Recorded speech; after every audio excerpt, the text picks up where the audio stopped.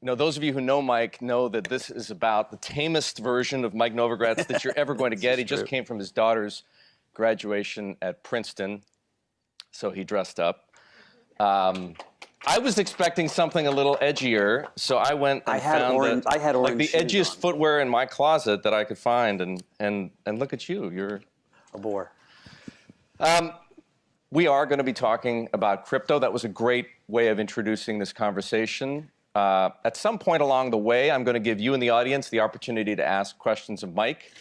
I hope, I would imagine you've got some burning questions, because what we're here to talk about, what Mike is here to talk about, is cryptocurrencies as an institutional asset. Before we begin, let's turn again to our survey. You have the little clickers on your chairs. I would appreciate it if all of you could participate. I've seen a lot of them sitting on the floor, so just pick it up, grab it, and answer this question. Cryptocurrencies will be A, bigger than the internet, B, disruptive, but mainly to traditional banking, C, something like digital gold, or D, a speculative fad with no intrinsic value whatsoever. So we'll wait for a moment while those entries come in. And the survey says? The skeptics. So, Mike, you've got some work to do. We're going to redo that survey after this 30 minutes. So, I don't think it's a stretch for me to guess, Mike, that you would have voted for A on that list. I would have been A-, to be fair. I see this crypto revolution as Internet 3.0.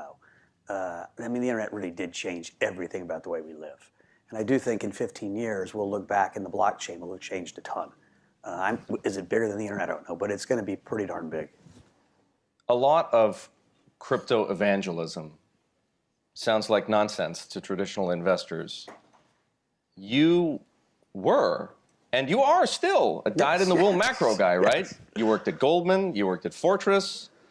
How did you make the journey from Wall Street punter to true believer? Help people along that road. Sure. So crypto is a perfect asset to start with for a macro trader.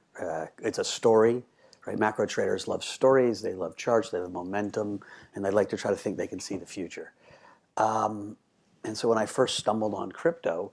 Which was when? This was 2012. Mm-hmm. While still at Fortress. While still at Fortress, right in the middle of the European financial crisis, 4 years after the big financial crises.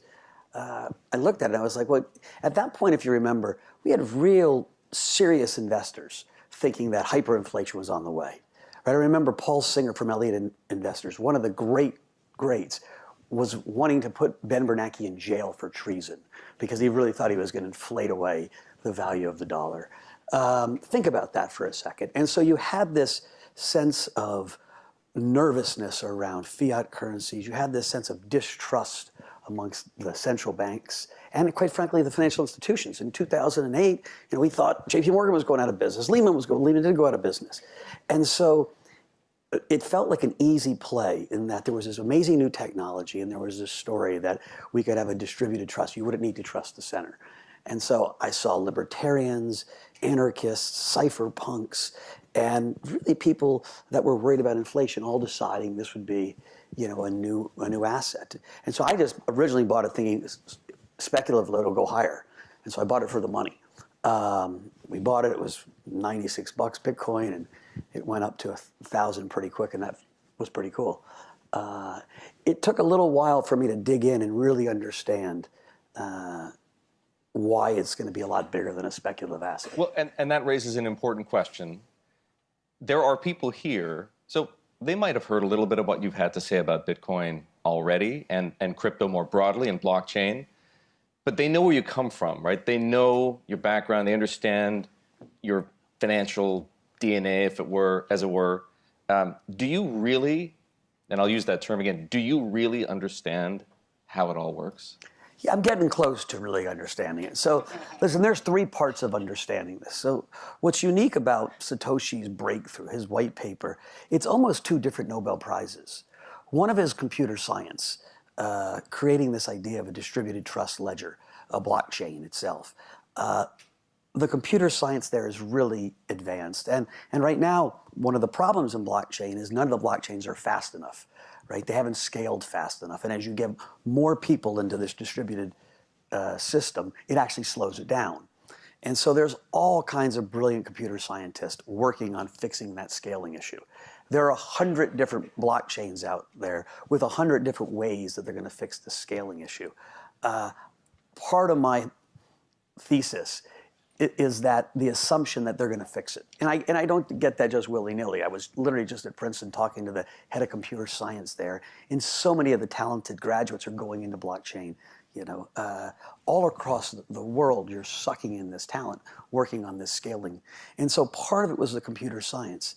The cooler part of it in lots of ways is this idea of token economics. It's using a token as an incentive mechanism to quickly create social networks where people are pulling in the same direction.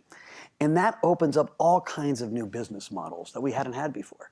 And so you put those two things together, it is a very powerful force. The problem for anybody who even takes a mild interest in this is that getting up to speed, getting to where you are now, takes work, right? You started investing in Bitcoin in 2012 or 2013, and I know you got serious sort of in the early 2016 timeframe.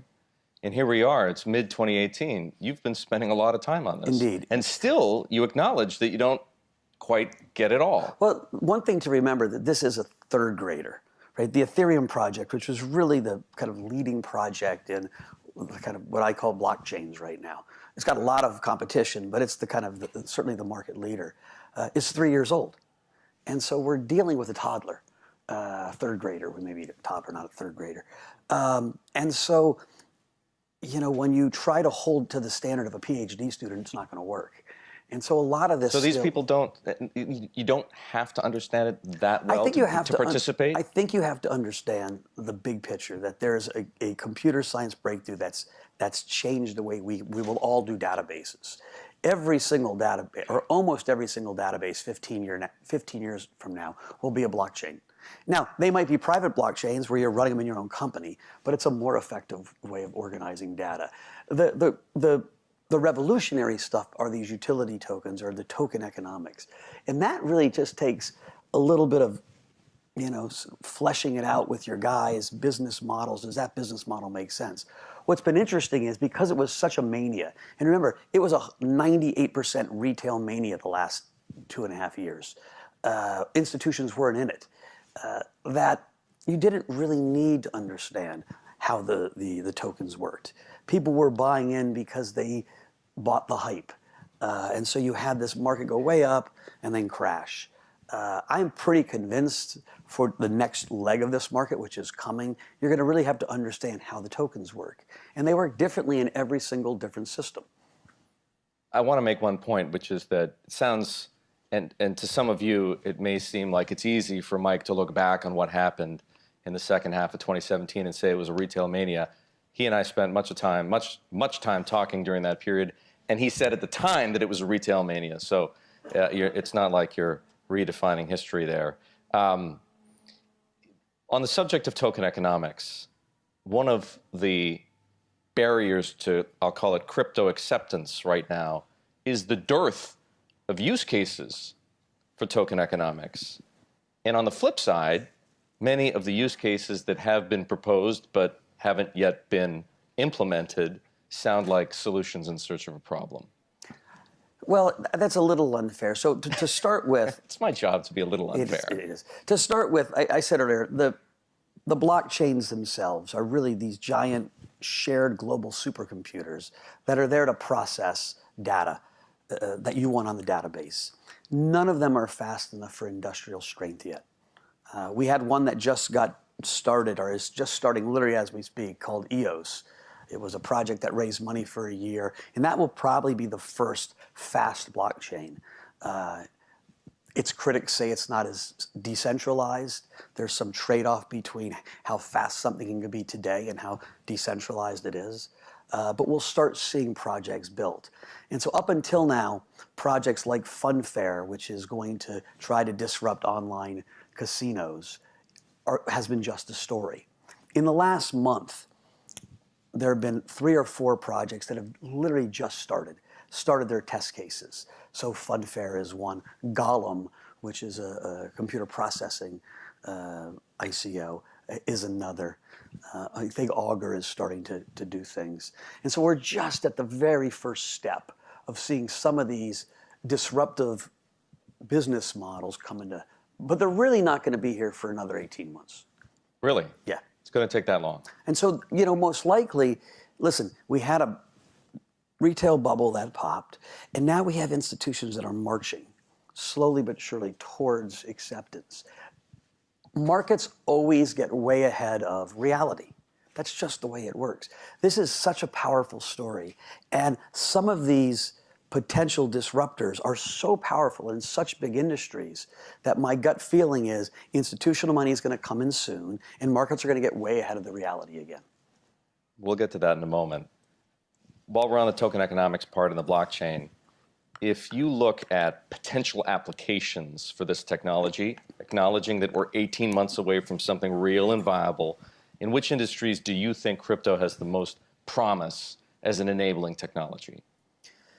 So anywhere where there's a social network with simple, Uber, I keep using Uber as an example, right? What does Uber do? It matches drivers and riders. There's a social network, a peer-to-peer matching system, drivers and riders, and it sits in between, and it provides a billing service and a map, surge pricing, and charges 25 to 30%. Like, that is so ripe for a decentralized system to come in and at least compete with it. Now, Uber's not going to roll over and play dead.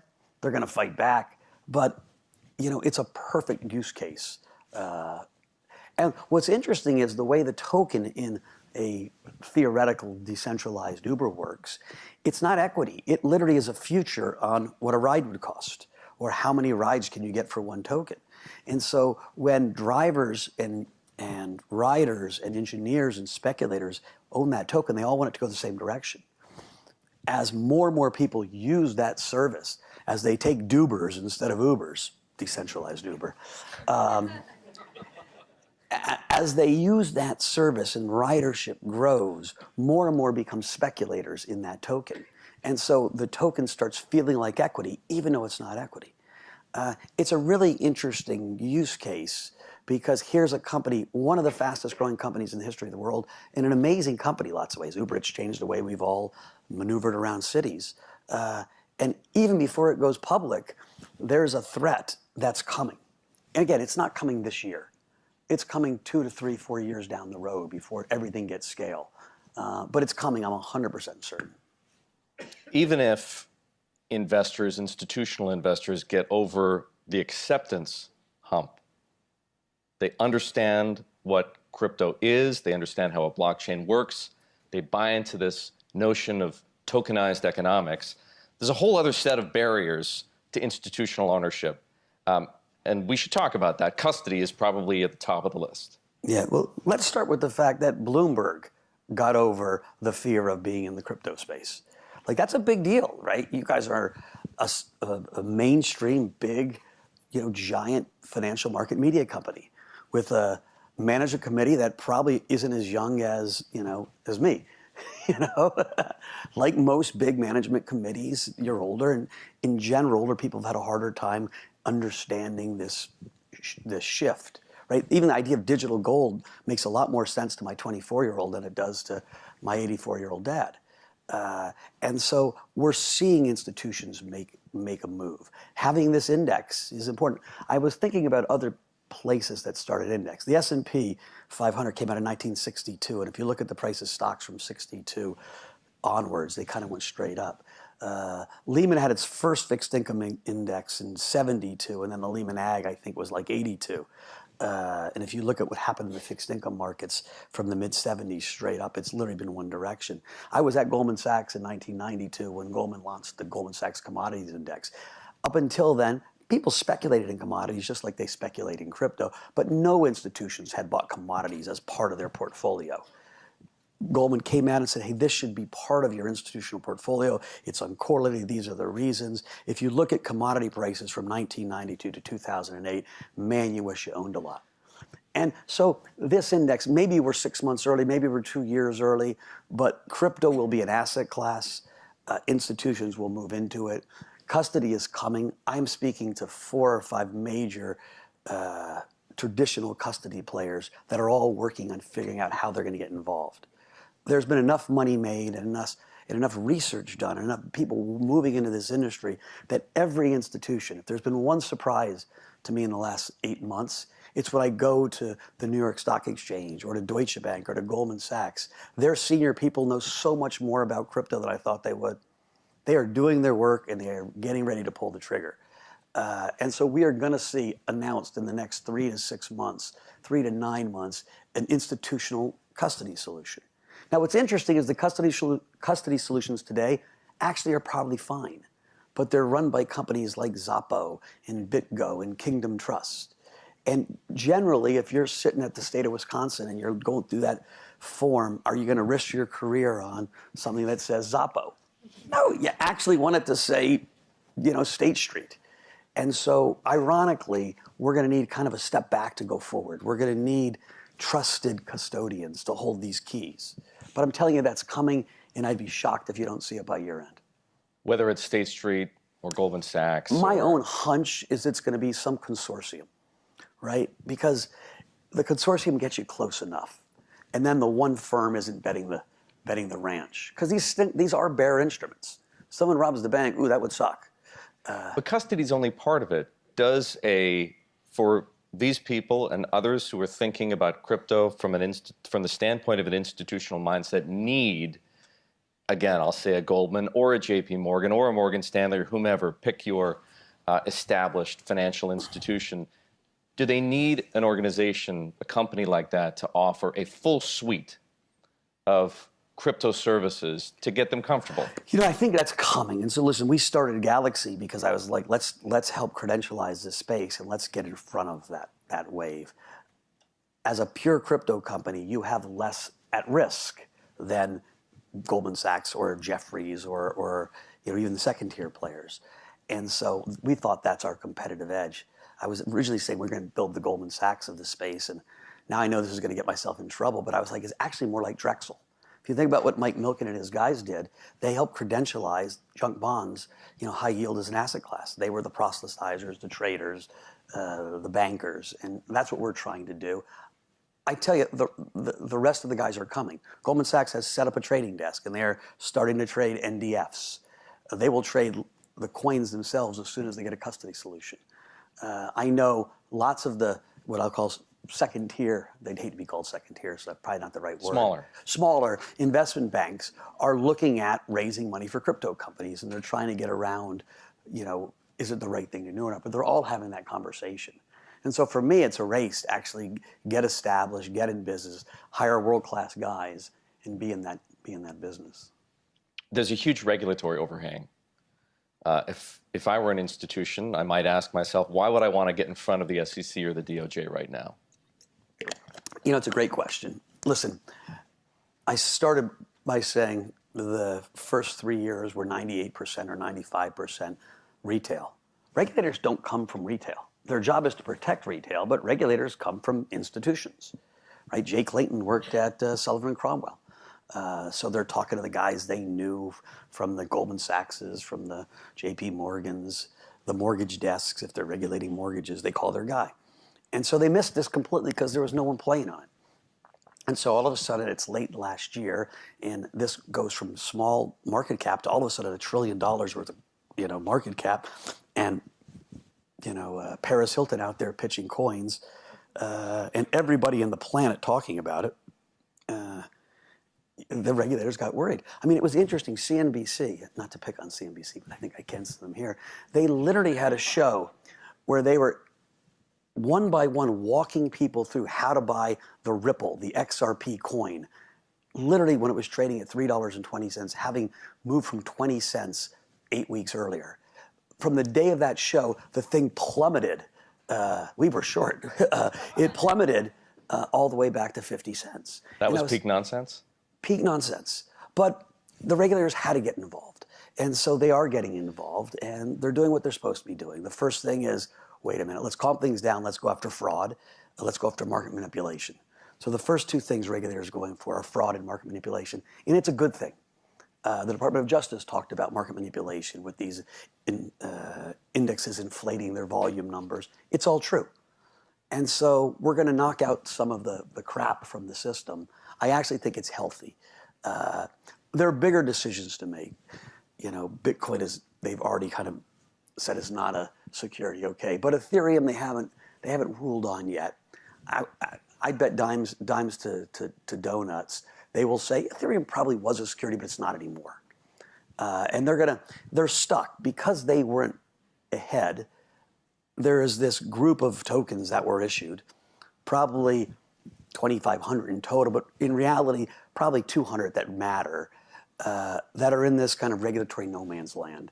And they got to figure out how to deal with that. And they're working on that right now.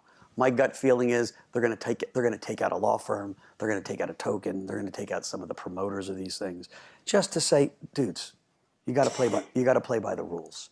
But when we're talking to them about going forward in the future, they're very constructive at wanting to see this new innovative way of financing companies, of bringing liquidity and access to markets to the general population that they never had. You've made pretty clear that you're and I've accused you of being a true believer, but you are. At the same time, you trade this stuff. Yeah. So how do you reconcile those two halves of your brain? On the one hand, the part of Mike Novogratz who says, I believe in this stuff, it's going to change the world to a degree, maybe not as much as the internet, but a lot. And then the other part of you that says, that's a screaming short. Gravity is still gravity and market rules still work. And so when you see things that overnight go from an idea to $1.5 billion market cap, and you're like, these guys have only hired 3 people. Like, that doesn't make sense to me. It's probably doesn't make sense. And so it's using the same rules and understanding of market psychology that I learned over 30 years and applying them to this new market. The ballet of the charts? It's the ballet of the charts. It's also just being, disciplined. Listen, sometimes you make mistakes. I owned a whole lot of Ethereum and it started rallying a lot. And I was like, this is kind of crazy. And I started selling some, maybe too early. But broadly, it has benefited me and our organization to keep taking chips off the table, to trade extensions and pullbacks, to really do work on which companies they're not really even companies, they're ecosystems. Which ecosystems do we believe have a shot of really growing and sucking people into them? Because for a token to work, it needs to have participants. And so we'll go long the ones we think are going to be able to build communities and short the ones we think they're not going to be able to build communities. Let's talk about that for a moment. There are most of the tokens that you can see on coinmarketcap.com are would-be utility tokens. Yes. Of those, and there's 23, there are lots, but there are 23 as of yesterday with a market cap of $1 billion or more. How many of those survive? So think of it in a different way. There are 100 blockchains right now. So you can think of them in 3 buckets. Bitcoin by itself, because I really think it's going to be around for a long time and it's going to be decentralized gold. But it will not be the blockchain that all the cool stuff gets built on. Personal opinion, but I'm pretty certain I'm right. Then there's 100 blockchains, these supercomputers that are going to process, that everything's going to get built on top of. There's no need for 100 blockchains. That will go down to 3 to 5. Now, 40 of them are in China alone. So let's say 60 non-Chinese, 3 to 5. And those will probably be based on some difference in how centralized they are. How secure do you need your project to be? Do you need 18-inch bulletproof glass or 36-inch bulletproof glass? And the market's going to sort that out. But you don't need 100. And so a lot of those will either go to zero or there will be a merger. They'll combine. I'm not positive how that plays out, but it's going to be really interesting to watch. Your best guess right now, which of the 3 to 5? I think Ethereum and EOS are both really interesting projects. I think Telegram, which hasn't even started yet, is something you've got to watch. Right? They raised $2 billion. They have 210 million users. They've got a world-class CEO and his brother, who's a world-class engineer. Remember, these blockchains are open source. So they can say, we're starting tomorrow and we're going to take the Ethereum blockchain and start from that. And they're collaborative. And so it really is, can you build a community? Well, they've already built a community of users, and can they build a community of developers? And the question would be, with the $2 billion, it gives them a shot. One of the reasons I think EOS has a shot, they have a $5 to $6 billion war chest. So these aren't like small little companies anymore. Like $5 to $6 billion in the war chest gives you a lot of oomph to attract people to build your ecosystem. Is there one you're most bullish on? In the short run. EOS? EOS, yeah. EOS. You predicted, Mike, when we spoke back in September, that crypto, and again, just to sort of keep things real here, we talked about this in a sort of a big way for the first time back in September. And at the time, Bitcoin was in the 4,000 neighborhood. And he predicted that crypto, broadly speaking, was going to be the biggest bubble of our lifetimes. Was that the December bubble, or does that bubble have yet to happen? That was 96, not even 99. And so you think about it this. Second. Say that again? That was 1996 internet, not 1999 internet. So here, let me just use some metrics.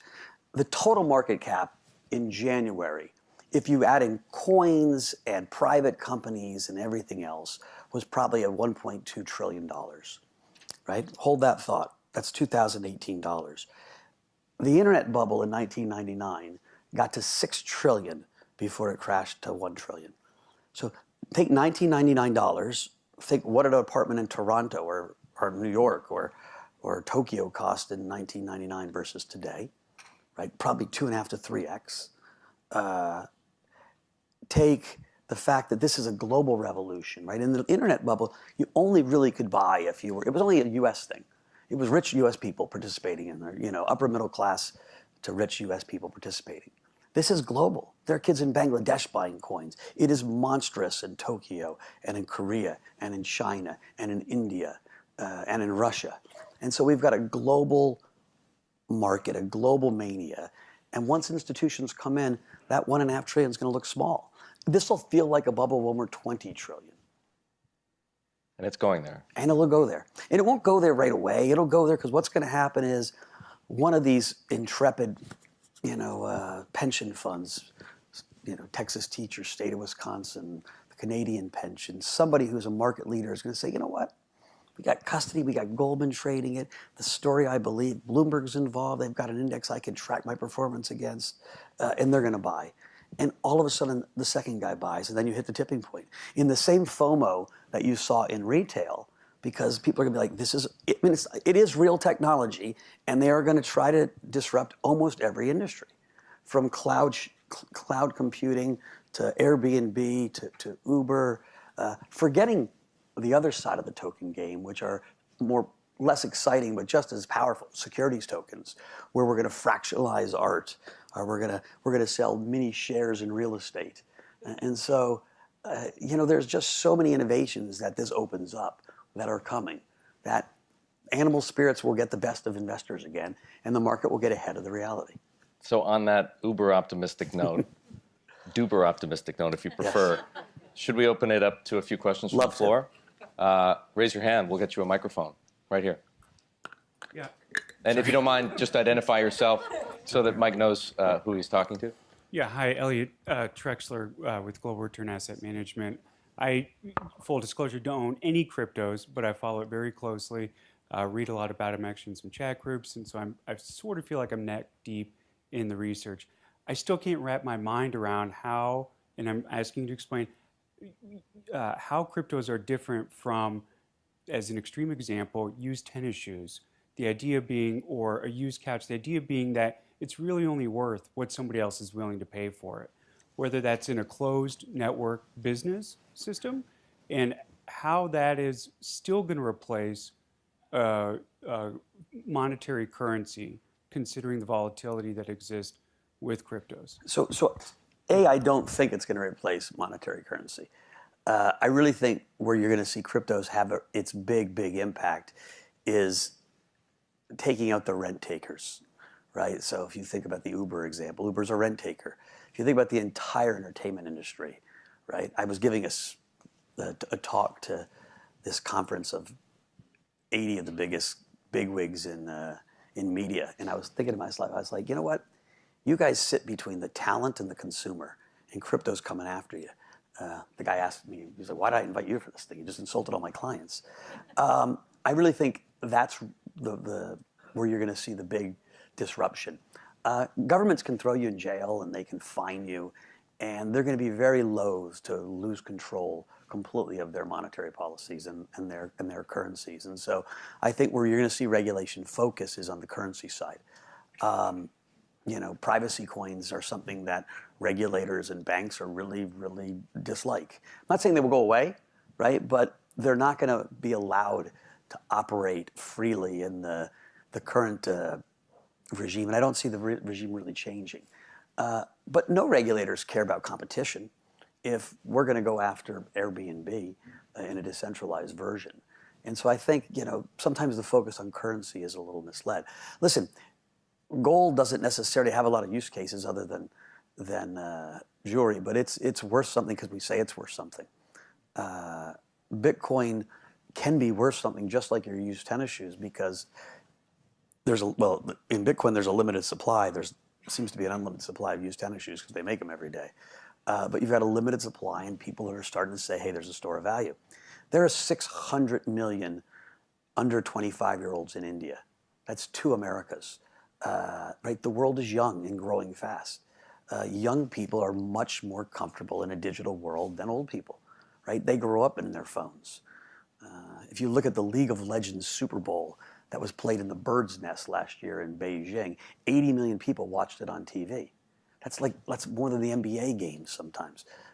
League of Legends Super Bowl. And so this digital world is coming so fast. I use the example all the time, and my IR people laugh. They say, you got to get a new example, but I like this one. When I gave my mom digital flowers for Mother's Day, she slapped me. But when my daughter gets digital flowers from her boyfriend, she's like, oh, he loves me. It's a different world. And so the idea of digital gold is so much easier for a young person to understand than a guy with no hair or gray hair. But that's coming. So I gave you kind of 2 different answers to 2 different parts of the ecosystem. More questions? There's one. Is there one over here? Yeah, we'll go over here if we have one. Very simple question. Seems like the barriers to start up a new Bitcoin or a similar Bitcoin seem low. Is that your perception as well too? Well, the barriers to start a new idea have been low, but they're getting higher because you can start something, but it won't succeed without community. And so the barriers to building community are getting higher. And so, quite frankly, we're looking at investing in tokens or ecosystems that have resource, that have reputation in resource and participants. So you're going to see some big names in the next 6 months that you've all heard of moving into the token world or the blockchain world. And I think those projects are pretty interesting because they already have community and they have resource. Right now, it would be really hard to start a new blockchain to compete against the other 90. There are some people doing it. If you have enough reputation, if you have enough expertise and a brilliant idea, you'll still get funding.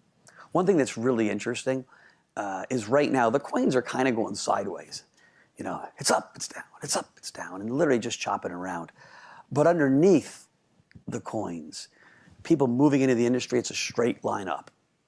Job applications, straight line up. And private investing, the private rounds, straight line up. Part of that is that Sand Hill Road, the great venture capital community of America, really missed chapter 1. Mark Andreessen didn't. He was involved. Fred Wilson was involved. I'm sure some other people were involved in a smaller way. But broadly speaking, they didn't participate. And every deal now is getting funded by venture capitalists. And so maybe it's FOMO that they missed the first round. Maybe they're seeing something. These guys are not stupid guys. They're some of the smartest investors, of their generation. They are all now investing in this space. And so you actually have much more firm prices in the private rounds than you do publicly. Next one. Sure. Hi, I'm Joe Rosen. I'm a professor at Manhattan College Business School and former CIO at Highbridge Capital many years ago. So you mentioned stupid. Forgive the stupid question. I just don't understand how any kind of token, cryptocurrency is going to disintermediate Airbnb, Uber. I don't follow the logic of where I mean, you're going to replace drivers. You're going to replace the company. I mean, how is that going to work? Let me take you through the Uber, just an example in a really simple world. So I hired a guy from Highbridge who was also skeptical, who was my CIO. And so let's assume me and Chris Ferraro, my guy, decide, Uber's got these 25 to 30% margins, or they're charging that fee. Let's go after Uber. So we get together and we put a business plan, and we say, okay, we need money. We need $30 million at least to hire the engineers to build the matching system to put this decentralized version of Uber on the blockchain. So we do an ICO, and we sell some tokens, and we raise this $30 million because we hire someone like Eric who hypes it up for us. He's now moved to investment banking. And so we build on top of, let's say we pick the Ethereum blockchain or the EOS blockchain, we build a matching system on this blockchain. We say, take some of the money and we start advertising the same way Uber did. Hey, use Uber. We incent drivers. We give them some tokens. We give riders some tokens. And all of a sudden, the project starts.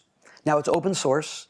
And so the community of developers can try to make it better. There's a whole constitution on how you would change things. Those tokens represent a ride. It's a future sale of a ride. And so all of a sudden on day one, you go onto your phone. You're not going to pay in tokens in your mind. It's going to be $8 instead of $12. It's going to be cheaper. So you're going to say, I'll take it. And you'll have a nice app on your phone just like you do now, but it'll say Duber instead of Uber. And maybe the first ride is going to cost $8, which will be one token. And so you'll either buy your token or you use your token, but it's $8, and it'll instantly convert it. As more and more people want to ride, the idea is that riders and drivers will hoard some of those tokens. They'll all function as speculators, if you want to think about it. So if I've got a fixed supply of tokens and more people start hoarding just little pieces of them, the price of the token goes higher. The price of the token starts to feel like an equity. Hey, so, but it doesn't change the driver's business model. He still has inputs, right? You know, gas, car payments, insurance, you know, those are his costs, and his revenue are going to be, he gets paid in these tokens, which he instantly can convert to cash, or he can convert some of it to cash and keep some in tokens. And so why does it work?